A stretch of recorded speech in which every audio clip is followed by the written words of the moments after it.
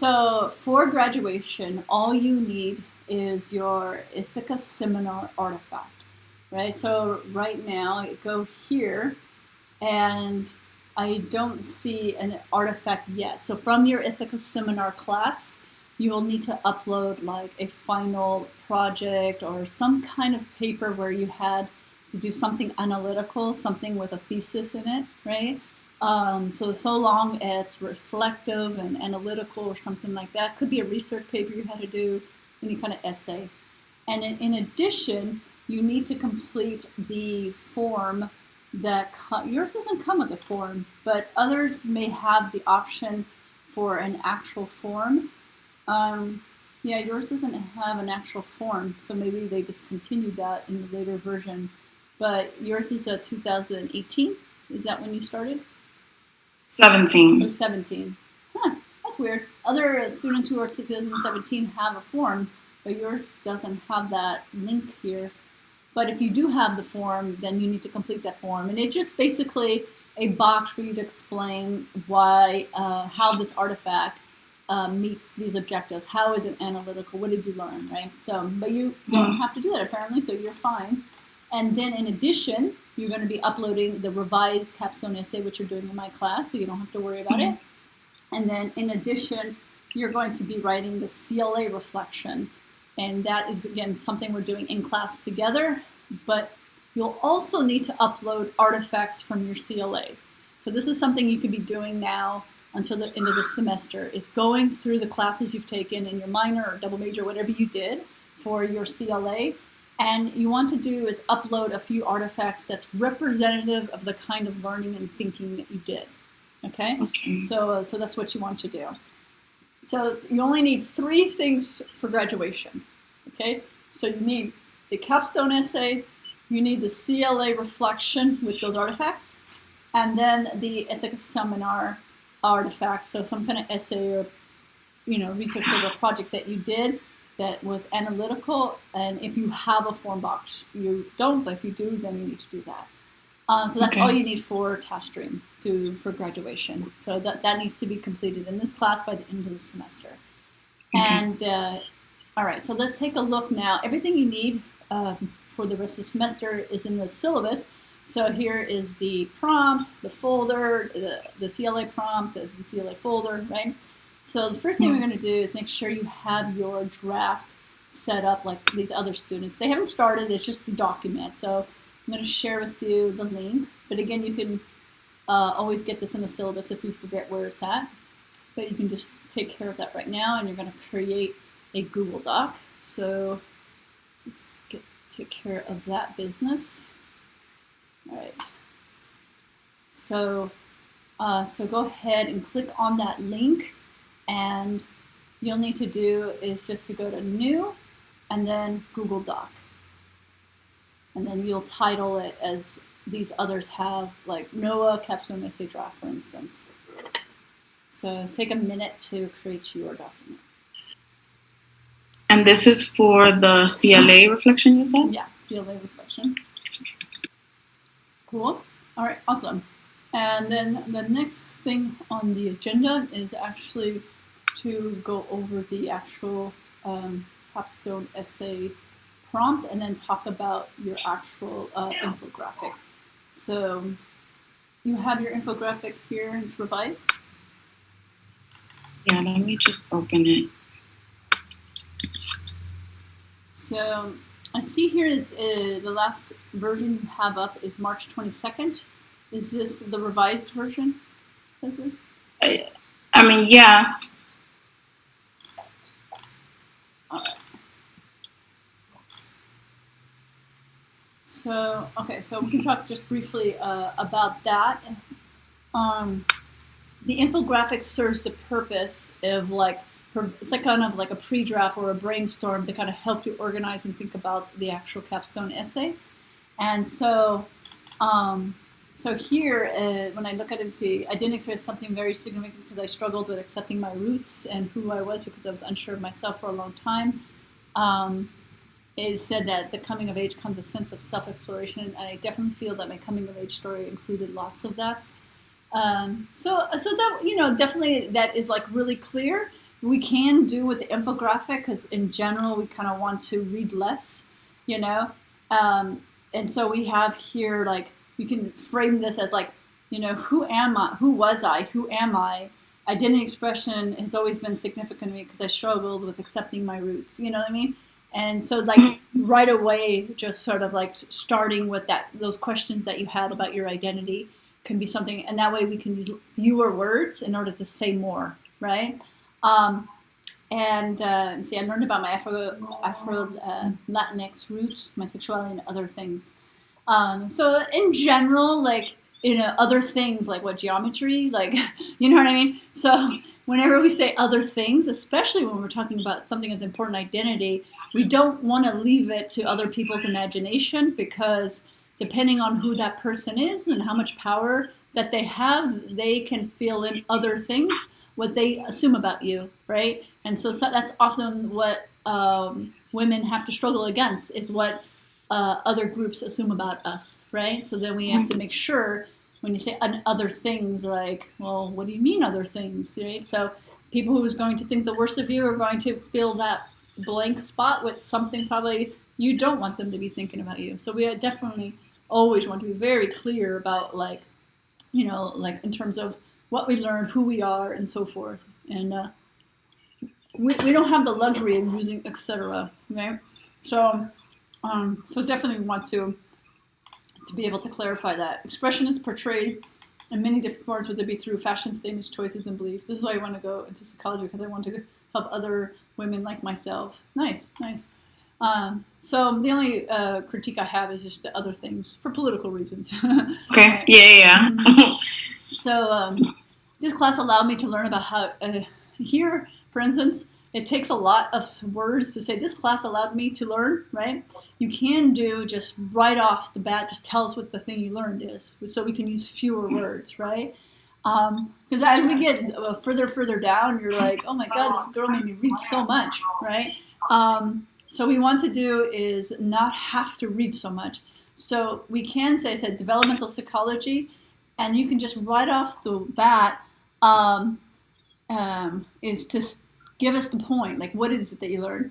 You see, we grow. Let's see, how does the body grow, and what happens to our body? Like, tell us the answer. Like, you know what I mean? Like, tell us the answer in terms of how the body grows, right? So, okay. So you can do with these is just give us the thesis. Like, just get like right to the point of what you learned. So that way we don't have to read as much, and we know, like, what we learned. What you learned, right? So not what the class is supposed to teach you, but what you learned. So what you learned about how the body grows, right? So, because the next step is for us to now use this as, again, a springboard, a pre-draft to help us do the actual essay. And in the essay, the main goal is you to tell the story of a question that mattered to you for the last few years, and why that question mattered to you, and the things that you've done in the last 4 or 5 years that helped you answer that question. So you're telling that story. And for you, that journey included these various classes, right? So for some, you know, it can be classes, it can be a mentor we had, it can be a study abroad experience, it can be our own culture, like where we came from, you know? Oh.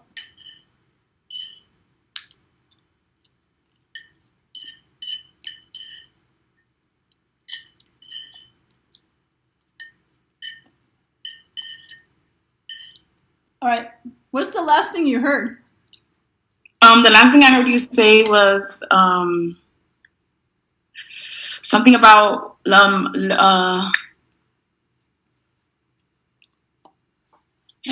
like how long was I disconnected from you? For a good while. Okay, let me repeat it fast then. While. 1 second.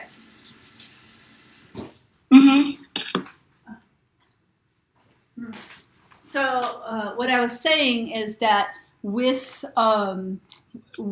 these particular boxes here, is that you can get like right to the point, right, in terms of what you learned, And the key is, the goal is, in terms of what you learned, the main point. So we don't need for you to say, in this class I was able to. Just tell us the answer, right? What is it that you learned from your perspective? So this becomes the pre-draft to you then doing your capstone essay, where you are telling the story of a question that has mattered to you and why it mattered to you. And if it's mattered to you because of your how you identify yourself, and it's mattered because of your, are you still there, or are you frozen? All right. I lost you for a bit again. Are you there? Yeah, I'm so sorry. My Wi-Fi is acting crazy right now. Let's turn off our video. That should help with the Wi-Fi. Can we turn that off just to? Okay. Yeah. I just need you to be like, a lot, so I know you're hearing me. Okay. So did you hear the part where I talked about the essays about telling the story of this question and why it mattered to you? Yes. And you heard the part that where I said it might be because of your cultural roots and everything? Mm-hmm. Okay, so that could be part of your story, right? So part of that story is like your upbringing, your roots, how you identify yourself. And then in the last 4 or 5 years, stuff happened at college and the rest of your life where, where you were getting some answers to these questions. You were pushing your thinking in ways that you expected or you didn't expect, right? So you're telling that story. Does that make sense?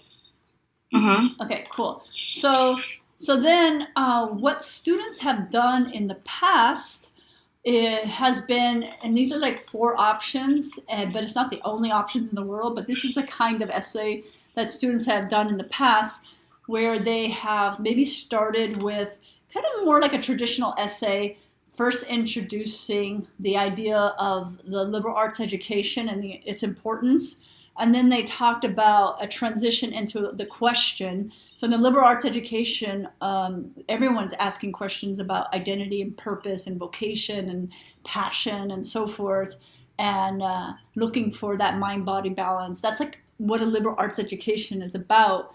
And then one transitions to the question that matter to you within that large big picture. And then, of course, talking about those key courses, and then concluding with like the significance of this experience for you, right? So this is a common structure for the essay. People have done this essay before. And if you want, you can even reference anything from the class, like any of the lectures we listened to, the books we read, right?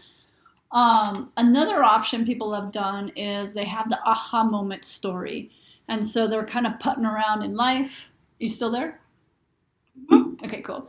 They're putting around in life, and then all of a sudden they come to this like realization, right? And then they talk about like what was like before and after. Like again, it's oftentimes maybe you had this question, and then like you took this class, or you had a connection with a mentor professor, and then boom, things just changed for you. And then from there, it kind of changed direction, the courses you were taking, the ways you were thinking about those courses, right? And so there's that essay. Then there's the narrative description essay, where maybe you start with a story about your cultural upbringing and the relevance of the question. And your question is how individuals and group express their identities. And so can you say a little bit about that question? Is that a question that has been important to you your whole life, or is that something you just thought about when you came to college? I mean, I feel like that was one of the more interesting questions that I felt like I could relate to out of the ones that you provided, just because, like, I guess, like, with my answer, like, identity expression has been something that I struggled with from when I was, like, a little girl, because I've like gone from different schools, different areas, and I had trouble like finding myself and like trying to come to terms with who I am and what I'm comfortable with and what I'm not comfortable with. So I feel like that individualism that you get from being able to express who you are has always been something like very important to me. And then how did these courses sort of answer these questions about identity for you? How did they complement, your thinking? Something that maybe you already knew or didn't know. What was kind of like, how did these courses add to your thinking about identity?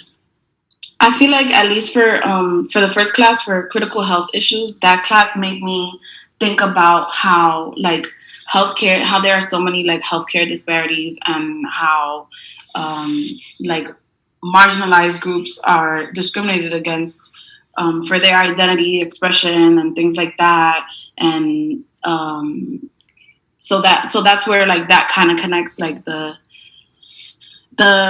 issues of discrimination within healthcare against people who who express their identities differently. I guess that's where that's where that came from. And then for developmental psychology, I feel like this has my answer for that question had more to do with how that class made me who I am. Like it was one of those aha moments, I guess, for me. Like it was one of those, like I got to that class, I was learning the content of the class, and I was so interested, so in it, and it made me realize like, wow, this is what I want to do. Oh wow. I mean, as we think about possible outlines, you can, if you wanted to, start with that aha moment.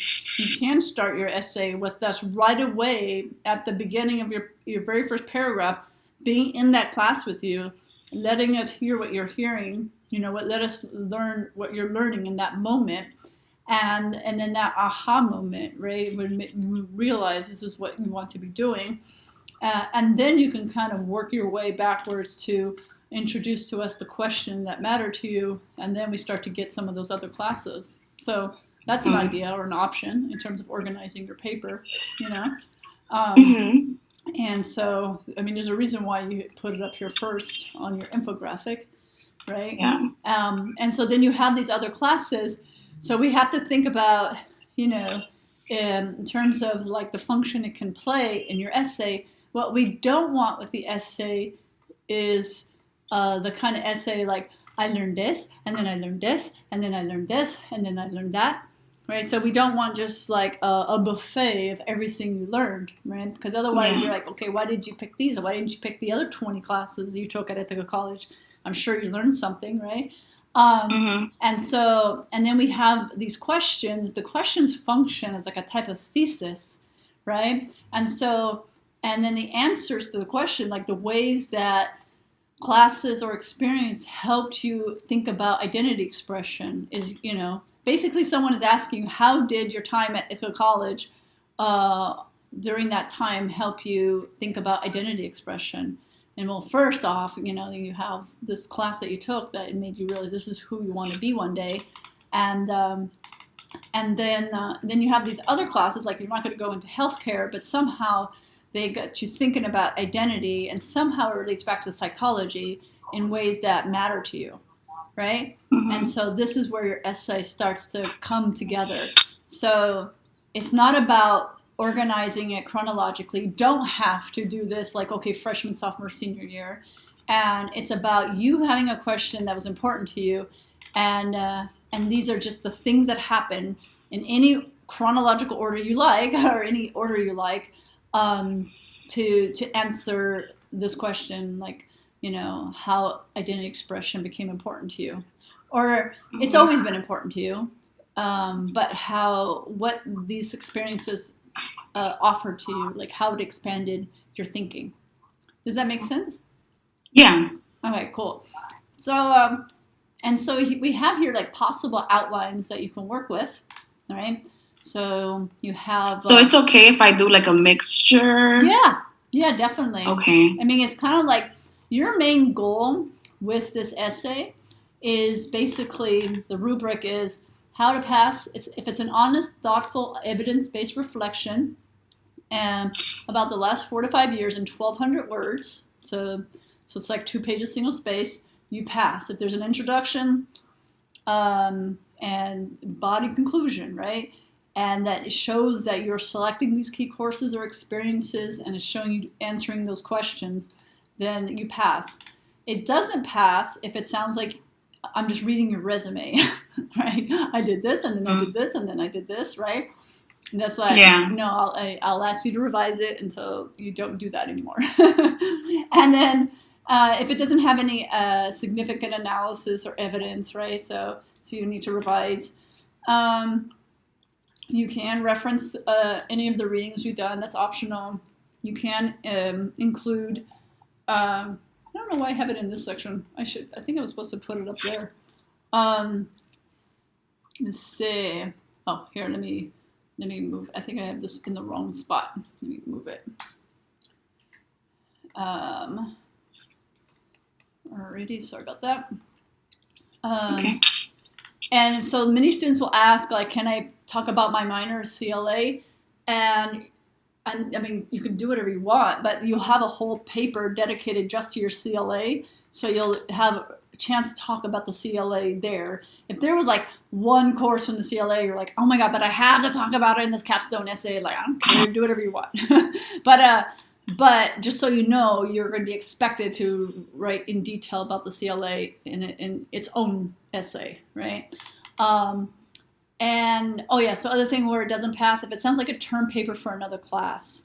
So I had a student do that once. I was just like, why does this paper sound like just a paper from another class? And so they just kind of took their term paper and tried to use it in this class because it was something we learned. No. Yeah, I mean, I was just, I mean, it was confusing to read, and so then I just had enough questions where they just had to revise it because of like, I don't understand your paper. Like, it just really sounded like it came out of nowhere at a left field. So there's a difference about teaching about Freudian theory versus talking about how Freudian theory shaped your thinking, right? Right. So there's it's like totally two different types of paper. So, and that student was just teaching me Freudian theory. So that's where it was like, sounded like a term paper. But I'm giving the student the benefit of the doubt, like maybe they just got confused or something. But I have no idea if they just took that term paper and just tried to use it or not. I don't know. But it sounded like it. So I was like, it was the first time I had read something like that. So it was a little weird. But anyways, they revised it, so it turned out fine. So by next Wednesday, I need you to have a full draft of your essay. And then by next Sunday, you're going to be peer reviewing your classmates. And so you're going to peer review Lynzie's as well as Thomas's. Okay. So where do I get their... where do I get their documents? Well, once I meet with them, they will have theirs in here. So Lynzie already has hers, so she already put hers in there. So hers is here. And Thomas, I meet with him later today, and I'm going to have him put his Google Doc in the folder. Okay? Oh, okay. And so by next Wednesday, you have your draft up. By next Sunday, you will go into the draft, and you will be focusing and commenting on their paper. So go highlight and leave a Google comment, right? So if their paper is sounding like a resume, like they're just going, I learned this, and we're not seeing that connection, that story of their learning and how these experiences were trying to answer a question, you want to let them know that. If they're not like contextualizing or explaining some of the classes or anything that they learn, you want to let them know that, right? So oftentimes they don't provide enough information or context about that class or whatever. So you just have to let them know. So those are things you're kind of focusing on. If you're curious about certain things, and you have clarification questions, you want to ask those things. Okay? Okay. So the next Wednesday, have the draft ready. By next Sunday is the peer review. We are not going to meet live as a class. This is just going to only be done digitally. Okay. Okay. So by next week, just make sure again that your essay is finished, and then by next Sunday you've commented on Thomas's and Lynzie's, and I will be looking at draft 2. So in 2 weeks from now, so not this coming up Wednesday, but in 2 Wednesdays from now, I will look at the revised capstone essay and will give you guys feedback of the revised capstone essay. Okay? And then the last thing we do as a class is the CLA reflection. So, and you'll have that written in 3 weeks. Let me see. Let me double check the schedule real fast. We are in week 11 right now, and so week 12 is draft 1. Actually, week 13 is draft 2. So then week 14 is the CLA, and then by week 15 is to have it all revised and uploaded to your e-portfolio. Okay? Mm-hmm. All right. Let me go ahead and stop this recording.